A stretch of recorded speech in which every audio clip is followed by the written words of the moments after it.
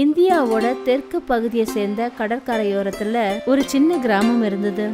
இந்த கிராமத்துல அண்ணன் தம்பிங்க 2 பேர் இருந்தாங்க, வெங்கட் அப்புறம் ஸ்ரீதர். 2 பேருமே மீனவர்கள். இன்னைக்கு கடலோர மேல்பரப்புல மீன்கள் கிடையாது, அதனால நாம இன்னைக்கு ஆழ்கடலுக்குள்ள போகணும். சரியண்ணா, அதுதான் சரியா இருக்கும். வெங்கட் அப்புறம் ஸ்ரீதருக்கு ஒரு பெரிய கப்பல் இருந்தது. இதன் காரணமா அவங்க அடிக்கடி ஆழ்கடல்ல மீன் பிடிக்கிறதுக்காக போவாங்க. அண்ணன் தம்பிங்க 2 பேரும் கப்பலை ஓட்டுறதுல பெரிய ஆளுங்க. ஆழ்கடல்ல வர பெரிய பெரிய அலைகள்ல கூட அவங்களோட கப்பலை செலுத்துறதுல ரொம்ப திறமைசாலிங்க. வாவண்ணா, அற்புதமா இருந்தது. இவ்வளோ பெரிய அலைகள்ல கப்பலை செலுத்துறதுன்றது ரொம்ப பெரிய திறமை தான். அது என்னமோ உண்மைதான். ஆனா இந்த அலைகள் ரொம்ப ஆபத்தானதுங்க. ஒரு நிமிஷத்துல மொத்த கப்பலையும் அப்படியே கவுத்துருங்க. நமக்கு அதிர்ஷ்டம் இருக்கிறதுனால ஒவ்வொரு முறையும் நம்ம தப்பிச்சிடுறோம். நிச்சயமாண்ணா, இதுக்கு எல்லாத்துக்கும் காரணம் நம்மளுடைய முன்னோர்களுடைய ஆசீர்வாதம் தான். இந்த கடல் நம்மளை எப்பவுமே காப்பாத்திடுது. அதுவும் இல்லாம இந்த கடல் தன்னுடைய பிள்ளைகளை அவ்வளவு சீக்கிரமா கொன்னுடுமா? அலைகளோட வீரியம் குறைஞ்சதுக்கு அப்புறமா வெங்கட்டும் ஸ்ரீதரும் அவங்களோட வலைய வீசினாங்க. அப்புறம் மீன்களை பிடிக்க ஆரம்பிச்சாங்க. அவங்க கடற்கரைக்கு வந்து சேர்ந்த உடனே அப்பதான் அந்த இடத்துல வெங்கட்டோட பையன் சுப்பு அவங்களுக்காக காத்துட்டு இருந்தத அவங்க பார்த்தாங்க. ஏய் சுப்பு, ஆமா இங்க என்ன பண்ணிட்டு இருக்கிற?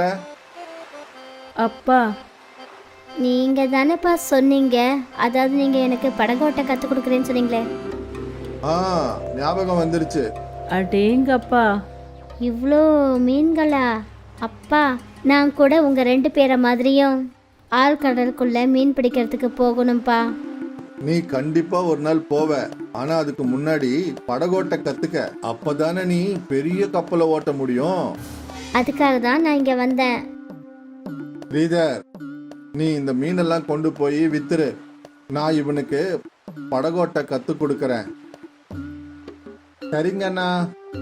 வெங்கட் ஒரு சின்ன படகுல உட்கார்ந்தாரு. அந்த படகை செலுத்துறதுக்கு தான் பையனுக்கு கத்து கொடுத்தாரு. அதாவது துடுப்பை எப்படி செலுத்துறது, அப்புறம் படகை சமநிலையில எப்படி செலுத்துறது. இது ரொம்பவே ஈஸியா இருக்கு. ஆமா, ஈஸி தான். ஆனா அலைகள் பெருசாக படகை செலுத்துறது ரொம்பவே கஷ்டமா இருக்கும். பெரிய பெரிய அலைகள் படகையே கவுத்துரும். ஒருவேளை உன்னுடைய கைகள் சரியான நேரத்துல வேலை செய்யலன்னா அப்புறம் இந்த கடல் உன்னை முழுங்கிடும். அதனால எப்பவும் எச்சரிக்கையா இருக்கணும். ஒவ்வொரு படகோட்டியோட பார்வையும் எப்பவும் அலைகள் மேலதான் இருக்கணும். சரிங்கப்பா. அதுக்கப்புறம் அந்த துடுப்பை வெங்கட் சுப்பு கிட்ட கொடுத்தாரு. அவன் ரொம்ப ஈஸியா அந்த படகை செலுத்திக்கிட்டு இருந்தான். சுப்பு ஆரம்பத்துல ரொம்ப சந்தோஷமா இருந்தான். ஆனா அதுக்கப்புறம் ரொம்ப சோர்ந்துட்டான். அப்பா, கையெல்லாம் வலிக்குது. இவ்வளவு சீக்கிரமாவா? சரி வா, பரவாயில்ல. சுப்புவும் வெங்கட்டும் அந்த படகை கரையில கட்டினாங்க. அப்புறம் அவங்க வீட்டுக்கு புறப்பட்டு போனாங்க. அட சுப்பு, வந்துட்டியாப்பா? படகோட்டுறது எப்படி இருந்தது? ரொம்ப நல்லா இருந்தது. ஆனா என்னோட கையெல்லாம் ரொம்ப வலிக்குது. அண்ணி, உங்க பையனோட கை வலிக்குதான். கொஞ்சம் எண்ணெய சூடு பண்ணி கொண்டு வாங்களேன். சுப்புவோட அம்மா எண்ணெயை கொண்டு வந்தாங்க. சுப்பு, ரொம்ப வலிக்குதாப்பா? அண்ணி, என்ன நீங்களும் இந்த சின்ன விஷயத்துக்கு இவ்வளவு கவலைப்படுறீங்க? கொடுங்க, அந்த எண்ணெயை என்கிட்ட கொடுங்க. சுப்புவோட சித்தப்பா அவனோட கைக்கு அந்த சூடான எண்ணெயை தடவி விட்டாரு. இன்னைக்கு முதல் தடவையா நீ துடுப்ப செலுத்திருக்கல, அதான் உனக்கு கை வலிக்குது. ஆனா கவலை எல்லாம் படாத, இது சீக்கிரத்துல பழகி போயிடும். சரிங்க சித்தப்பா. சுப்புவோட சித்தி சுப்புவுக்கு பால்ல மஞ்சத்தூள் போட்டு கொண்டு வந்தாங்க. இத குடி சுப்பு, வலி கம்மியாகும். சுப்புவோட மொத்த குடும்பமும் அவனுக்கு சேவை செய்ய ஆரம்பிச்சிட்டாங்க. மறுநாளும் சுப்பு படகோட்ட கத்துக்க போயிருந்தான். இந்த முறை அவனுடைய அப்பா இன்னும் ஆழமான கடலுக்கு அவனை கூட்டிட்டு போனாரு. சுப்பு நல்ல கவனமா இருந்தான். அதனால அவன் நல்ல படகு செலுத்துறதுக்கு ரொம்ப சீக்கிரத்துல கத்துக்கிட்டான். இந்த விஷயம் பல நாளா நடந்துகிட்டு இருந்தது. அப்புறம் சுப்புவும் படகை நல்லா செலுத்துறதுக்கு கத்துக்கிட்டான். ஒரு நாள் குடும்பத்துல எல்லாரும் பூஜை பண்ணிக்கிட்டு இருந்தாங்க. அப்பதான் சுப்பு முன்னாடி ஒரு செப்பு தகடு வந்து விழுந்தது. இது என்னது? சுப்பு அந்த செப்பு தகட அவங்க அப்பா கிட்ட கொடுத்தான். இது ஒரு செப்பு தகடு. ஆனா இந்த மொழி எனக்கு புரியலையே. அண்ணா, நான் பக்கத்துல இருக்கிற சுவாமிஜியை கூட்டிட்டு வரேனா? சரிப்பா. ஸ்ரீதர் சுவாமிஜிய வீட்டுக்கு கூட்டிக்கிட்டு வந்தாரு. வெங்கட் அந்த செப்பு தகட சுவாமிஜி கையில கொடுத்தாரு. சுவாமிஜி, இதுல என்ன எழுதியிருக்கு? சுவாமிஜி அந்த செப்பு தகட பார்த்தாரு. அத பார்த்ததும் அவர் ரொம்ப ஆச்சரியப்பட்டாரு. இந்த செப்பு தகடுல குபேர பொக்கிஷங்களை பத்தின ரகசிய வழிய எழுதியிருக்கு. என்ன, குபேர பொக்கிஷமா? ஆமா, நம்ம இடத்திலிருந்து தெற்கு திசையை நோக்கி போனோம்னா பெரிய பெரிய அலைகளை பார்க்கலாம். அந்த அலைகளை கடந்து போனா அந்த இடத்துல ஒரு தீவை பார்க்கலாம். அந்த தீவுல அந்த தீவை சேர்ந்த ஒரு ராட்சசன் இருப்பான். அவனால மட்டும்தான் அந்த குபேர பொக்கிஷம் இருக்கிற இடத்துக்கு கூட்டிட்டு போக முடியும். குபேரன் சொர்ண கடவுள் இல்லையா? அவருடைய பொக்கிஷங்கள் தங்கத்தினால நிறைஞ்சிருக்கும் இல்லையா? ஆமா, இது இந்த உலகத்திலேயே பெரிய பொக்கிஷமா இருக்கும். ஆனா இந்த இடத்த போய் அடையணும்ன்றது அந்த அளவுக்கு சுலபமான விஷயம் கிடையாது. இந்த செப்பு தகடு நம்ம கையில கிடைச்சிருக்கு. இதுக்கு நிச்சயமா ஏதாவது ஒரு காரணம் இருக்கணும். நாம இந்த குபேர பொக்கிஷத்தை கண்டுபிடிக்கிறதுக்கு நிச்சயமா தேடணும். ஆனா இது ரொம்ப ஆபத்தா இருக்குமே. ஆழ்கடல்ல இருக்கிற பெரிய பெரிய அலைகளை கூட நாம சந்திக்க வேண்டியதா இருக்கும். நீ அதை பத்தி கவலைப்படாத. நாம பல முறை அந்த அலைகளை மேற்கொண்டிருக்கோம். ஸ்ரீதர், எனக்கு என்ன தோணுதுன்னா, நம்ம 2 பேரால நிச்சயமா அந்த குபேர பொக்கிஷத்தை கண்டுபிடிக்க முடியும். சரிங்கண்ணா. அதுக்கப்புறம் ஸ்ரீதரும் வெங்கட்டும் அந்த குபேர பொக்கிஷத்தை தேடி போகணும்னு முடிவு பண்ணிட்டாங்க. கொஞ்ச நாள்ல வெங்கட்டும் ஸ்ரீதரும் அவங்களோட நண்பர்களை கூட்டிக்கிட்டு அங்கேருந்து புறப்பட்டாங்க. குபேர பொக்கிஷத்தை தேட போனாங்க. ஸ்ரீதர், இனிமேதான் பெரிய பெரிய அலைகள் வரும். சரிங்கண்ணா. வெங்கட்டும் ஸ்ரீதரும் 2 பேரும் சேர்ந்து அந்த பெரிய பெரிய அலைகளை எதிர்கொண்டாங்க.